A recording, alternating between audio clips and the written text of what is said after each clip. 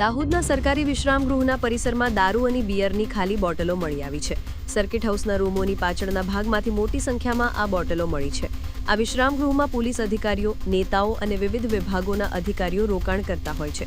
વિશ્રામ ગૃહના પરિસરમાં ગંદકી અને કચરાના ઢગલા જોવા મળ્યા છે. વોશ બેસિન સહિતનો કચરો પણ ત્યાં પડેલો છે. માર્ગ અને મકાન વિભાગ સફાઈ અને જાળવણી માટે લાખો રૂપિયા ખર્ચે છે. સફાઈ કર્મચારીઓની નિમણૂક પણ કરવામાં આવી છે. આમ છતાં પરિસરની સ્થિતિ યોગ્ય જળવાતી નથી. સ્થાનિક લોકોમાં આ ઘટના ચર્ચાનો વિષય બની છે. વહીવટીતંત્રની નિષ્ફળતા અંગે પ્રશ્નો ઉઠ્યા છે. નાગરિકોએ આ બાબતે રોષ વ્યક્ત કર્યો છે. તાત્કાલિક તપાસ અને કડક કાર્યવાહીની માગણી કરવામાં આવી છે. રાજ્યમાં દારૂબંધીનો કાયદો હોવા છતાં આવી ઘટના બની છે. આ ઘટનાએ વહીવટીતંત્રની કામગીરી સામે અનેક સવાલો ઊભા કર્યા છે.